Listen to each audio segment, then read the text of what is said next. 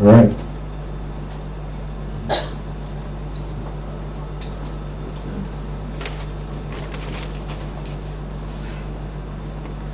My question is specifically for Mikaal. I worked in financial industries representing institutional investors for almost 4 years before moving on to social media. When I first heard about your startup, I was really excited. Finally, somebody come out to do something that's democratizing skills and information to power individuals. But then I sat down and thought deeper about your business model, and there was a question that I had that I couldn't answer. Some of my quantitative-driven hedge funds that had identified signals, trading signals that really made access returns have specifically moved away from central and set up their small offices in cyberports, specifically to protect those signals that they detected, which they think are bringing in extra returns. So those people don't really have an incentive to let other people know the signals that's really making them real money. And the people who tend to talk about the signals and the insights they have, if it's really making money, people aren't really going to talk about it and share it on a social platform. So how are you going to go about solving this problem to make sure that the real opinion leaders who have valuable information are actually the ones that's voicing opinion on your platform?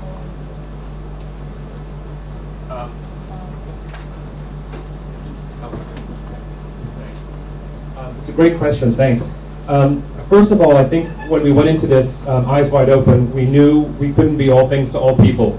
And we as a business decided we really want to focus on the mass market. So the average person. You walk into a Starbucks, 60% of people sitting in that Starbucks probably have an online brokerage account. And that is our core market. The professional segment of the market and hedge funds that operate on technical analysis are quite unique in Hong Kong. Hong Kong tends to be more fundamental driven, news, ideas, that sort of thing. What we have done, though, is we want to make technical analysis accessible to everybody, because the reality is, I don't really understand it, I'm sure most of the people in the room don't understand it. So we actually use a third party that is rated, and so there's complete transparency in terms of their performance and their returns. And we give people very simple bull and bear signals, medium and long term, that they can then use and make decisions based on that information. And if they want to click through and see the technical analysis behind it, they can. But we're just trying to make things easy for everybody and sort of trying to democratize the process. But we're not for everybody. We're definitely not for the high end of the market, professionals, semi-professionals. But we're more for the masses.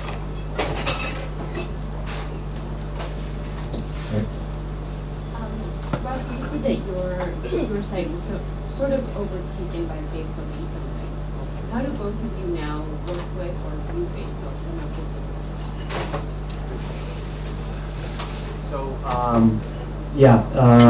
as far as the fact that people are spending more and more time on Facebook, it also is and has become the default way sort of to reach out to people as well. So we started seeing it when we were doing events. We would get much better results by doing a Facebook event listing than just using our own internal event listing system. And then we then started integrating also our blogs with share on Facebook buttons and things like that. So the way that we look at it is that Facebook is basically an on-ramp. It's where people are sort of there looking to look for content. So if you are sharing your content out to there, either through our official Facebook group, which now has something like 16,000 plus users, or through individuals sharing content themselves, and then also the artists sharing as well. So like, for example, our main co-founder, Daniel Wu, he had, actually, it was kind of a funny story. Someone made a fake Facebook fan page for him a while ago, and then suddenly we discovered it and had 30,000 something fans on it. And it took me quite a while, but eventually we were able to get in touch with Facebook people and sort of get control of this. And now we use it basically as his official Facebook page. And rather than Daniel going and cross-posting things, we just connect it through like RSS importer. So anytime his Alana Dead blog is updated, it shows up on his Facebook page as well. But now there's something like 45,000 fans on that, 50,000 fans. So anytime we post a link up there, not only are they clicking over to view it, but then they're liking it on Facebook, and then then their other friends see it in their feed as well. So we've sort of had to basically embrace them rather than try to. If you can't beat them, join them. I would just add to that, similar philosophy. So we're essentially a portal, and we have a widget for Facebook, for Twitter, for virtually every other social network you have. It's too important a communication channel to ignore. So whether we have an API to, you can pull in a widget for your Gmail, Google Talk, Facebook, what have you, and that way investors and traders can communicate directly through our product. They're not having to flip from our product to another page and manage this sort of externally. So we've fully integrated with it, and then you also have the ability to publish to it as well. So if you want to push the trade you made or your idea to Twitter or Facebook, you do that with a click of a button. So we fully embrace it, and as you said, it's too big to ignore. So it's a very integral part of our product. And I guess in our case, I should mention, we also have integrated with the Chinese microblog, so with share on single Weibo, share on QQ Weibo as well. And they have slowly developed better kind of widgets to compete with Facebook as well.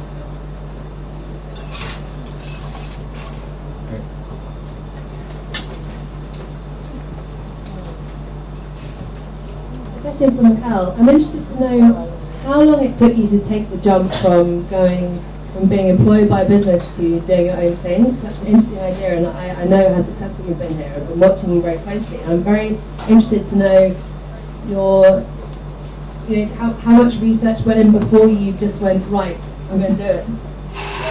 The thing is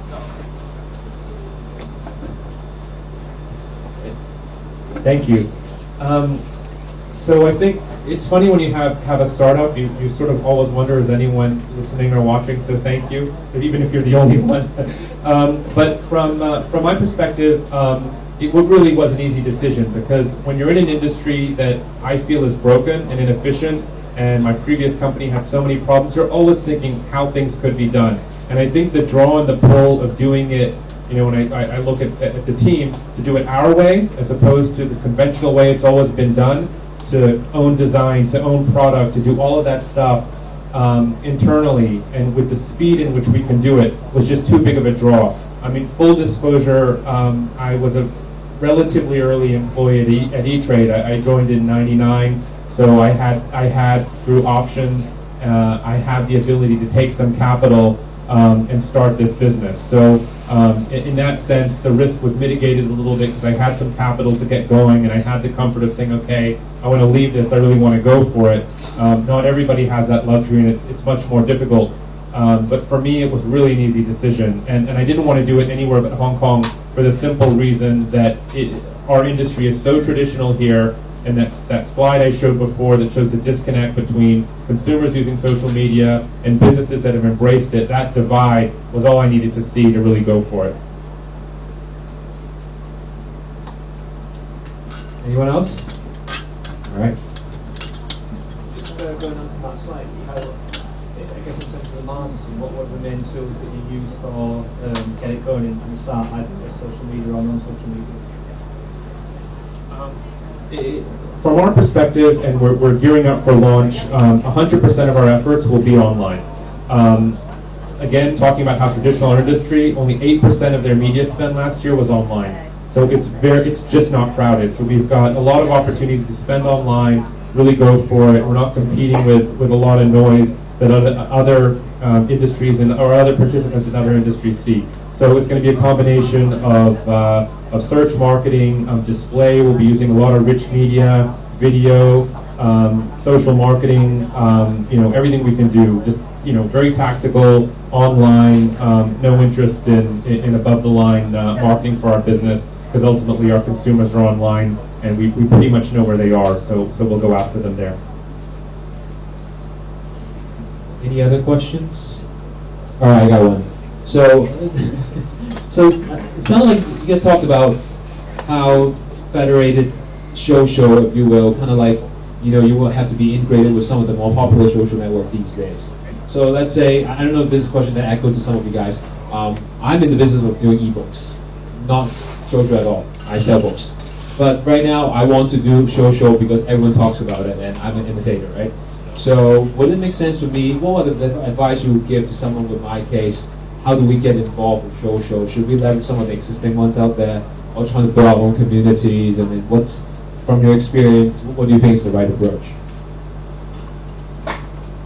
Well, definitely the simplest thing is integrating your existing platform with, or perhaps the ebooks that people are buying, the products, the app or whatever they're doing it through, with the existing social networks. So every time I read a book, I have the ability to post on my Facebook and my Twitter and my Weibo. I just finished reading Steve Jobs' biography, things like that. So I would say that would be the lowest hanging fruit. The first thing to just tell people, and then of course at the end of that link say from handheldconcepts.com with a link back to wherever. So trying to just make your customers into social media marketing channels for yourself as well. That would be the first thing. As far as like online communities, that you could definitely go pretty far with that, but the basics, you got to at least do the basics. Just the only thing I would just sort of add on to what was said is, and was said, is just the power of a recommendation from a friend. Clearly just has such a big impact. So I think as a starting point, just building that feature in would be pretty critical. That's great. I will definitely put that in my roadmap. All right. So sounds like I think we are all set. No more questions. Again, thank you for the wonderful presentation of our two speakers today. And just one thing I want to let you guys know, because I'm sure some of you guys are too shy to ask questions, so you want to contact them afterwards. So I'll let them have a quick say on how to reach out to you guys. Thank you. I was actually hoping with these links. So if you want to email Rafi, R-A-F-F-I, at alive.cn. You can also check out our celebrity social media endorsement website, alive.cn, very simple. And of course, alive.dead.com is always still there. And then for me, it's my Twitter handle, and I blog. I have my own blog called Silicon Yuan, and all it is about startups, not about the company, but always about startups and sort of very honest opinions about starting a company in Asia. So hopefully you'll find it interesting, and you can direct email me from my blog. So thanks very much.